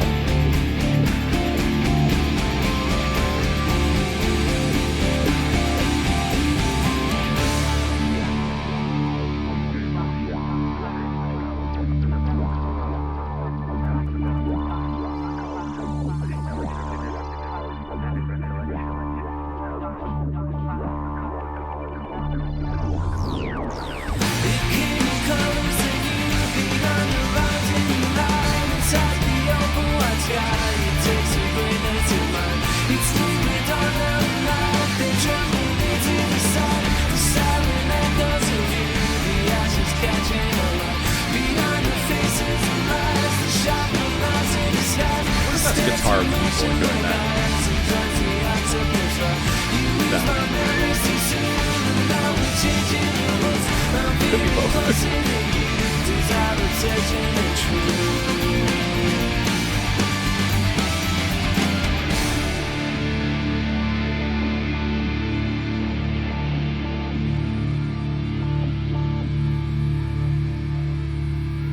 That was a nice, like, rambling ending for him.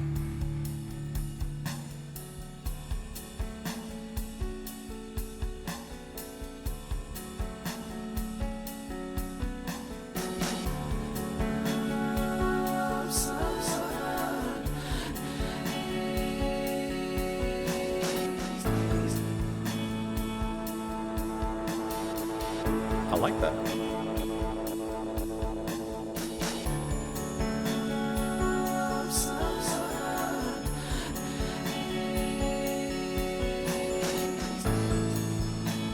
That's a gorgeous little closing right there.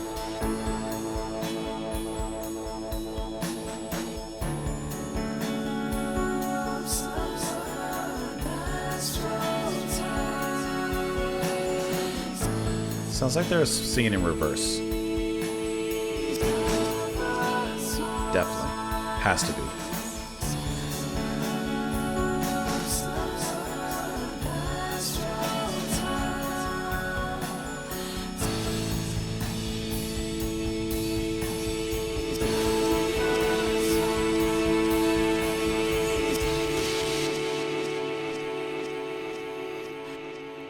I love that ending. I really scooted in too far. I really like how like gentle that ending faded in.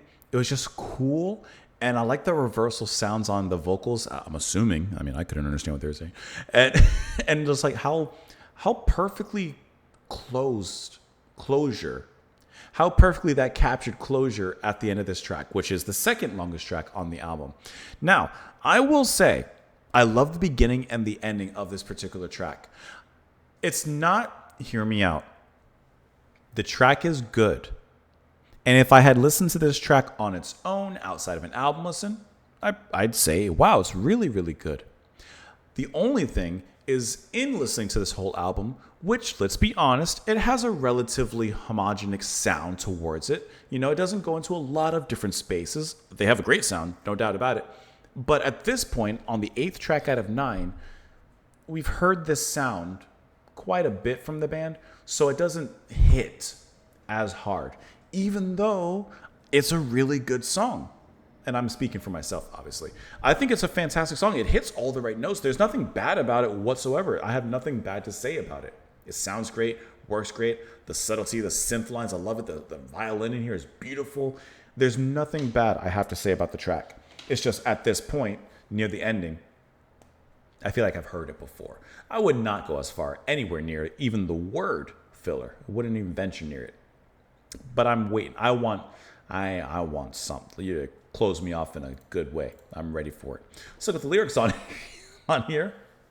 Night is blue clouds in the skies, and I can't explain the night shine through closed eyes. I like that line. Night is blue clouds in the skies, and I can't explain the night shine through closed eyes. You have to open your eyes and maybe we'll see the light. I see through the walls behind. I see the same. The feelings mask the skies. A million bright in her heart answer the alarms. Rainband pendant, deadlight grew. A million lights in her heart answer the alarms. Waveband cadence, daylight grew. Answer the alarms. You're sleeping. You have to wake up and turn off the alarm. Those lights are in your heart. I see blue, the ocean ride, vision denied, where too high sold his eyes. Light shines through on the sharpened knives. Knee high in rhymes, we climb confusion behind. Getting out of that land of confusion, please clap. The memory's gone. She seems to be on my mind through Armagnac. Is that an alcohol? A distinctive kind of brandy. There you go. So she seems to be on my mind through Armagnac. Yeah, you're drinking and you're thinking about her. Will your eyes visit solar highs? There was a sort of trembling, eager emotion and a strange nostalgia as of a lost world, half forgotten, half recalled. A vivid recollection, half forgotten, half recalled. mantra. It came in colors they knew behind the rhymes in the night. This is like from a third party or third perspective looking at them, I feel. Behind the rhymes in the night, inside the opal wide sky, it takes the greatest of mind. It's nearer dawn now than night. They tremble near to the side, the silent echoes of you, the ashes catching a light behind the faces and lies. Could this be about Adam and Eve?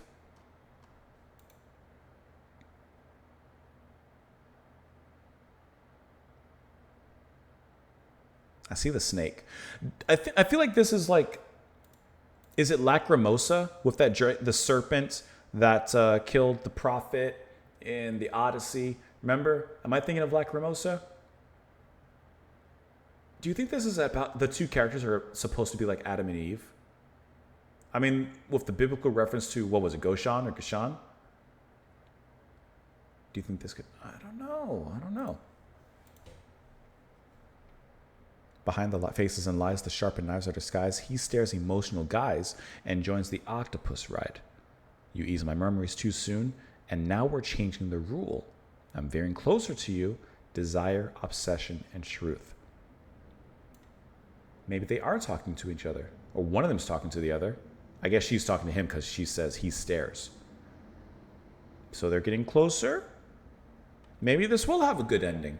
There's one way to find out, and that's to listen to the final track here on the album, Asleep in... No, hold on. Oh, here it is. Okay. I'm looking at the Wikipedia track listing that I'm looking here. He tried to show them magic / Ambassador's Return.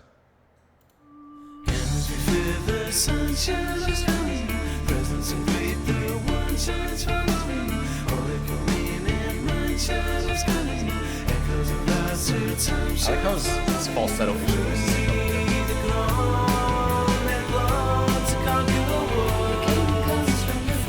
bringing light.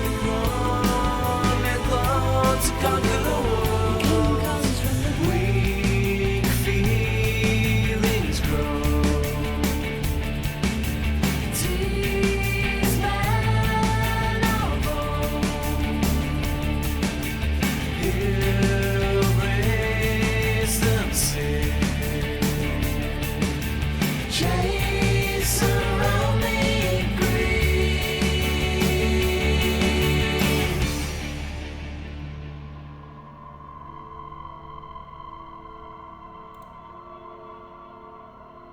That's like a little quick intro in the last track.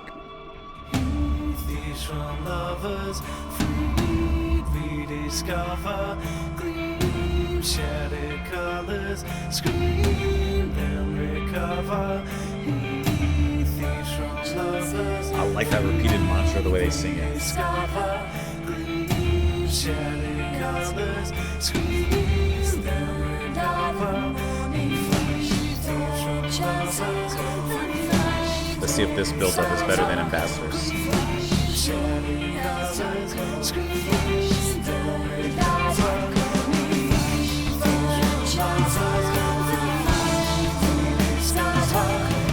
It's hitting the same marks as, so it's a kind of nice callback.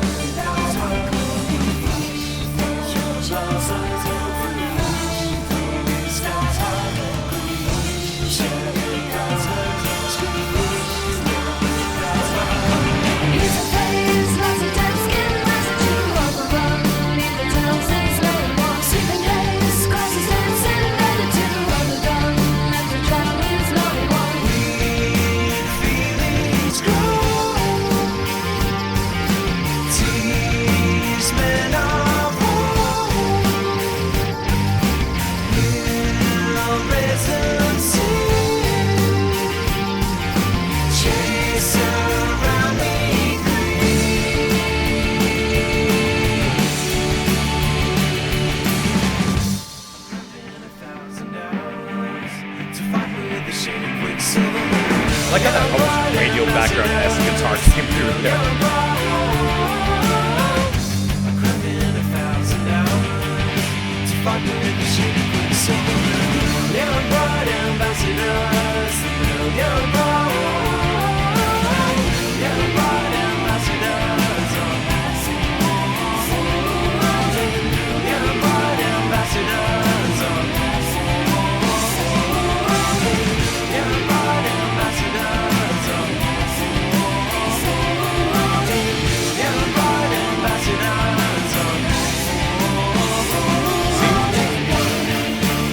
I think it's cool that they brought that back. You know?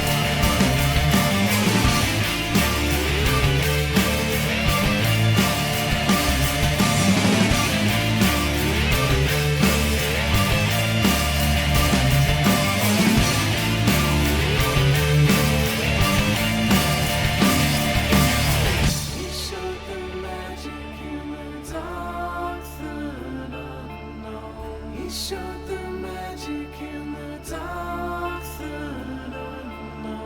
He showed the magic in the dark through unknown. He showed the magic in the dark through. Free them, I'm so far gone. Free them, I'm so far gone. Free them, I'm so far gone. Free them, I'm so far.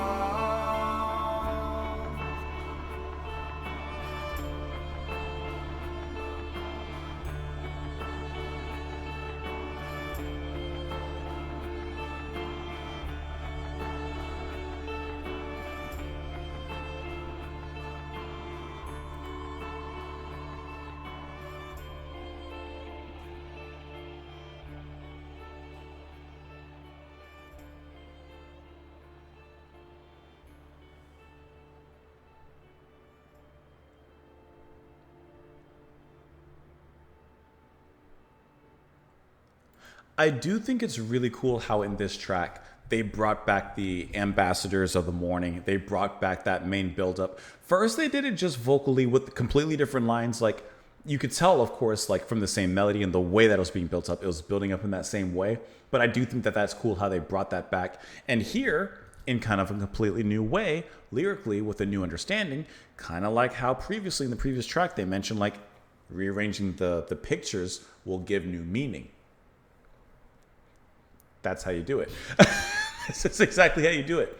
I think that that is a great way to end the album with that returning motif, that nice reprise, of course, coming back and, you know, setting us off with a new meaning.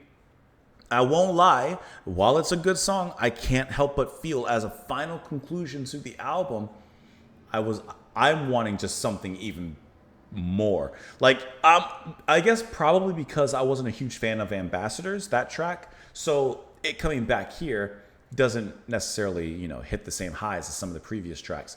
But once again, I can't necessarily say that this is a bad track. I don't think so. I don't think that, you know, this is nothing like Bright Ambassadors, which I didn't like. This one I did like. I'm left wanting more. That's the issue. But let me go into these lyrics here real quick and we'll talk about that more. Literally. And as we fear, the sun's shadows cover you. Presence and greed, the one shines from over you. All I can mean in mind, shadows cover you. Echoes of hours through time shine from over you.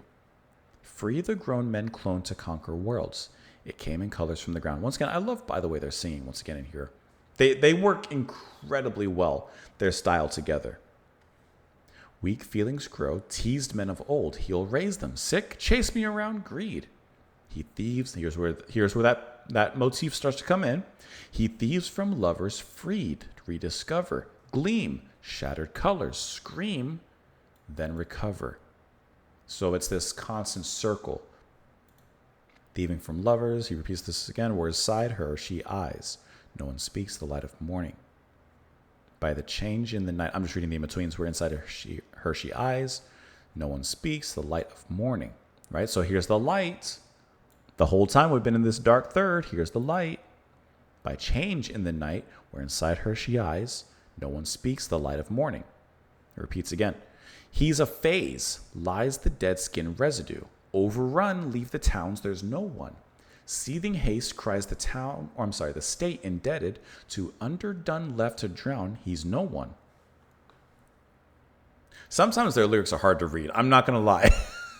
Weak feelings grow. Okay, about that. I crammed in 1,000 hours to fight with the shaded quicksilver moon. The million bright advances. Of course, this comes back in to fight with the shaded quicksilver moon. Now, here's where it's interesting. He showed the magic in the dark third unknown. Save your place and find your friends is all we see or seem but a dream within a dream. Of course, that's a callback. I know I'm recognizing that as propaganda. Dream within a dream, Dr. Mabuse. But of course, that's going to be referencing Mr. Edgar Allan Poe. Free them, I'm so far gone. Free them, I'm so far gone. So is this the third party, that other person speaking and saying, free them, let them get out of this dark third? They've suffered enough, they deserve the light. He showed them the magic of the dark third? I don't know. But what I do know, and you may have noticed, is that I didn't clap and say that we're at the end of the album because we're listening to the US release. And here on the US release, this last track, as it says, Asleep Under Eiderdown, the last song appears as a hidden track after about 5 minutes of silence.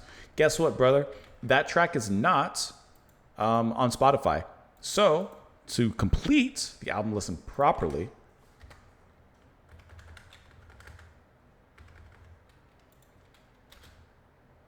we got to get it ready. Properly.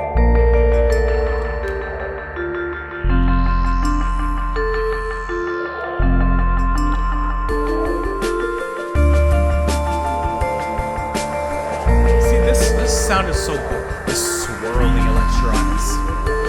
While that main xylophone S melody plays.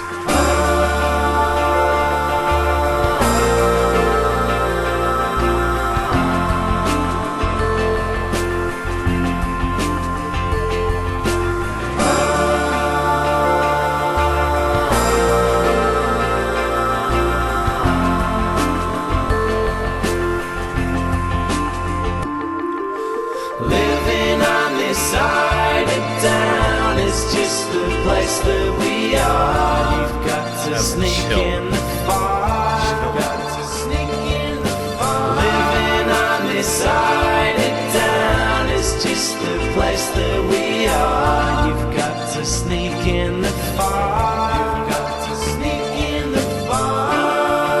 She took hours from my mind. She was weird, but she was kind. She took hours from my mind.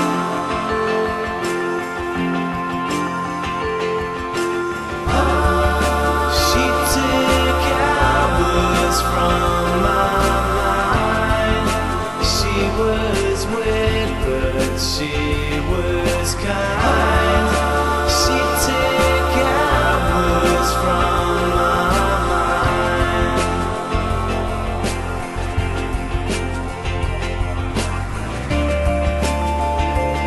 I like that line really like this is a nice conclusion to the album. Maybe it's because I like their more mellow sound most of the time. Like this atmosphere kind of sound.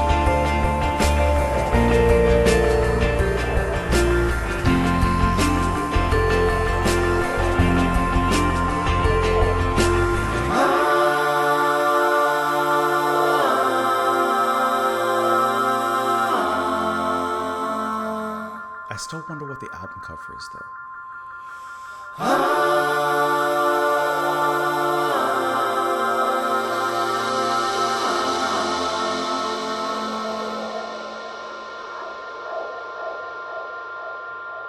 I still think that there's a chance it could be about Adam and Eve.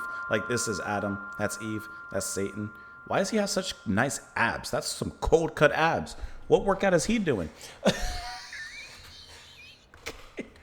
All right, like, as a hidden track also, this is a cool track. I love the mellowness of it. Maybe that's what, like, with this band, maybe that's what I like. I like their more ambient, mellow kind of tracks. Even though obviously some of those rock moments really do hit really nicely. I think I really enjoy the atmosphere. And oh, now I can say it. Pure Reason Revolution, The Dark Third. We finished the album, I forgot to mention. I think that that's what I really enjoy mostly about the band. And I think the way that they create that space works really well. This track is very relaxing. It has that beautifully mellow, you know, I don't know exactly what it is, but it kind of has that mallet-based instrument-esque kind of sound that's kind of leading with a lot of echo behind it. Well, there's a vibraphone, xylophone, and all the other phones. Like, you know, I just like how that leads. Of course, the voice just kind of pushes after that. Like, it's just a nice, chill way to end the album. Now, because I don't have this anywhere, I got to see if I can find the lyrics for it. All right. And because we mentioned it during the, on the Wikipedia article here, you know, that's, was it in the Wikipedia? Where did we see it? That it was referenced in Echoes. We saw it somewhere, that it referenced Echoes. Talking about Eiderdown, I mean, there you go, if you want to talk about echoes in metal. Living on this Eiderdown, it's just a place that we are. You've got to sneak in the fire. She took hours from my mind. She was weird, but she was kind.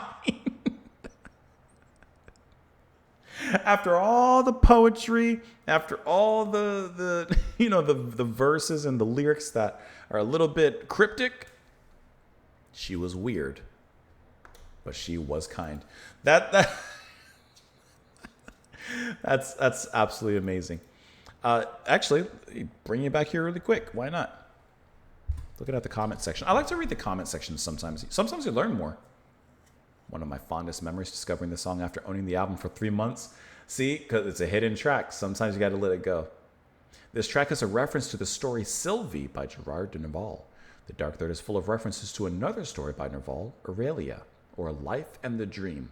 I will suggest to anybody who enjoys the aesthetic and subject matter of this album. Sylvie by Gerard de Nerval. A novella by, of course, Gerard de Nerval was first published, blah, blah, blah. Background. The novel contains autobiographical elements. As in the story, Nerval often traveled to Germany and the East. Nerval had an unhappy love for a real actress, Jenny Colin. He had a female childhood friend named Adrian, whom he unhappily lost earlier. These unattainable and lost female figures are represented in the story and in his other works. In real life, Nerval lost his mother at an early age.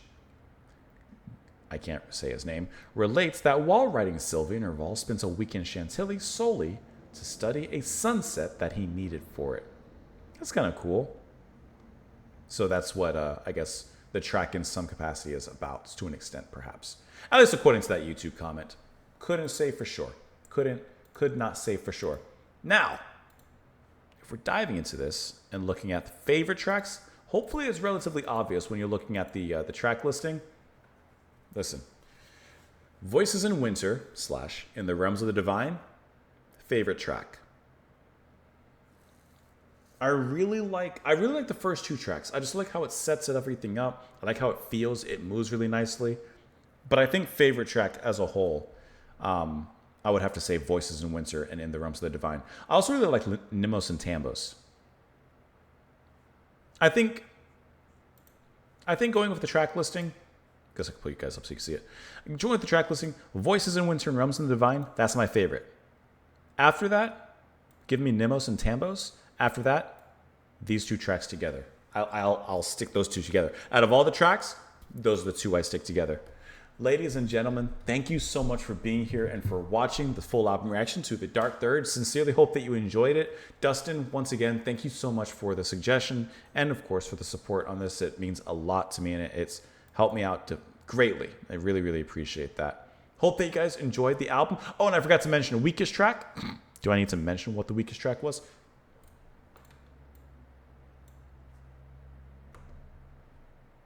You lose!